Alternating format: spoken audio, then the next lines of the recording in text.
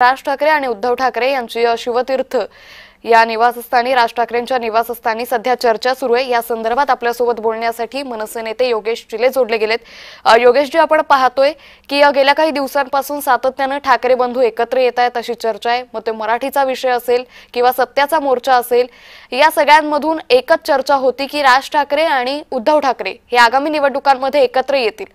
या भेटीमागचं नेमकं कारण काय असू शकतं?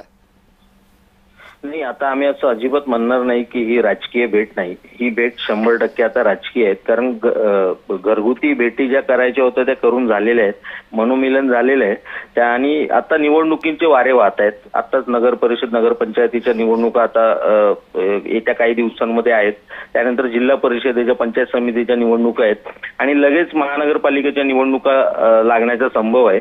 अशा वेळी या भेटी त्या निवडणुकांसंदर्भात असू शकतात। त्याशिवाय उद्याचं जे त्रिभाषा सूत्रासंदर्भात जी चर्चा होणार आहे, चर्चासत्र आयोजित करण्यात आले त्या संदर्भात देखील असू शकतं।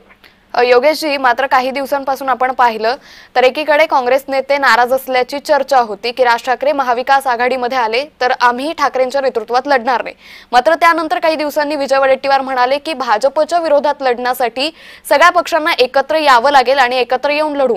शरद पवारांनीही तीच भूमिका घेतली। कुठेतरी आता राज ठाकरे ही युती होण्यासाठी, ही आघाडी होण्यासाठी पावलं उचलताय असं म्हणायचं का? नाही, 100% सर्व विरोधक एकत्र आलेच पाहिजेत, कारण ज्या पद्धतीने महाराष्ट्राचा कारभार आता चालवला जात आहे ते महाराष्ट्रासाठी घातक आहे, देशासाठी सुद्धा घातक आहे। अशा वेळी विरोधी पक्षांनी आपापसातले जे मतभेद असतील ते कमी करणं गरजेचं आहे। एका ठाम भूमिकेवरती सर्वांनी एकत्र येणं गरजेचं आहे। मतभेद असू शकतात, परंतु ते मतभेद काही कालावधीसाठी बाजूला ठेवून पुन्हा सर्वांनी एकत्र येऊन ह्या विघातक शक्तींच्या विरोधात उभं राहणं आता जास्त गरजेचं आहे। निश्चित। योगेश जी, खूप धन्यवाद आपण जय महाराष्ट्राला दिलेल्या प्रतिक्रियेसाठी।